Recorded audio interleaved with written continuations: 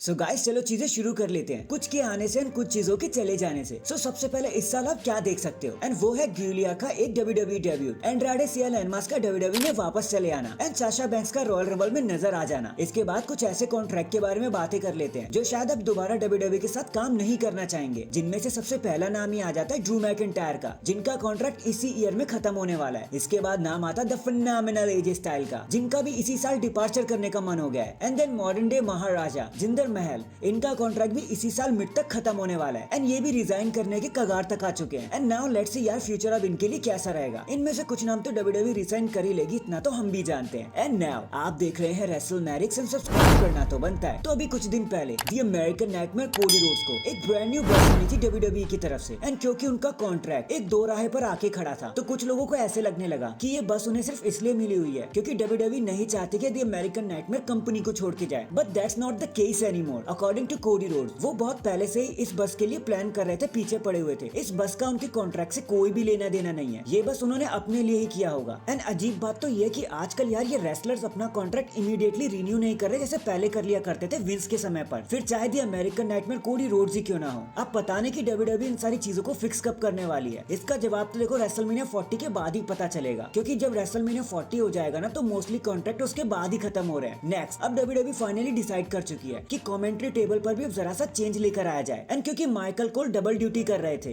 Raw and SmackDown पर basically नजर आ रहे थे दोनों ही शो पर, तो WWE ने सोचा कि अब उन्हें एक्सक्लूसिव कर दिया जाए मंडे नाइट रॉ के लिए, कि अब वो सिर्फ मंडे नाइट रॉ पर ही नजर आएंगे। होप ये जो फ्राइडे नाइट आ रहा है उसमें आपको एक नई कमेंट्री टीम देखने को मिल जाए। देखो वेड बैरिट तो वहाँ पर होंगे ही। अब लेट्स सी कि आगे क्या होता है। बाकी अगर स्मैकडाउन की बात चली रही है तो मैं आपको बता देना चाहता हूँ कि स्मैकडाउन के लिए भी WWE ने पूरी तरीके से कमर कस ली है। सबसे पहले तो हमें यूएस टाइटल टूर्नामेंट का फाइनल देखने को मिलेगा, Kevin Owens versus Santos Escobar के बीच में। देन एक ट्रिपल थ्रेट मैच देखने को मिलेगा जहाँ जो जीतेगा वो रोमन रेंज से लड़ेगा for the undisputed world heavyweight championship. AJ Styles Randy Orton versus LA Knight and then Roman Reigns and the blood line show के लिए फुली ऑफिशियल हो चुके हैं। अब देखते हैं कि द रॉक जैसा सरप्राइज हमें स्मैकडाउन पर देखने मिलेगा या नहीं। ये देखने में तो बड़ा मजा आएगा। इन दी एंड अब फैंस तो फैंस ही होते हैं ना, कुछ भी सोचने लगते हैं, कुछ भी फार फेच सोचने लगते हैं। एंड ऐसा ही कुछ इस बार भी हो गया। देखो WWE यूनिवर्स में एक न्यूज यहाँ से वहाँ घूमने लग रही है। एंड क्योंकि द रॉक का रिटर्न हो गया इस मंडे नाइट रॉ पर और उन्होंने दबे शब्दों में रोमन रेंज को शूट भी कर दिया है, तो अब सब ये सोचने लग रहे हैं कि this is the end for the American nightmare Cody Rhodes. And यही रीजन था कि वो अपने कॉन्ट्रैक्ट को क्यों रिसाइन नहीं कर रहे थे। सोर्सेज के मुताबिक द रॉक अब कोडी रोड्स को पूरी तरीके से रिप्लेस कर देंगे एंड कोडी रोड्स WWE को छोड़कर AEW में वापस चले जाएंगे अप्रैल 2 के बाद। सो अगर आप भी इसी भीड़ का पार्ट हो तो यार चिल,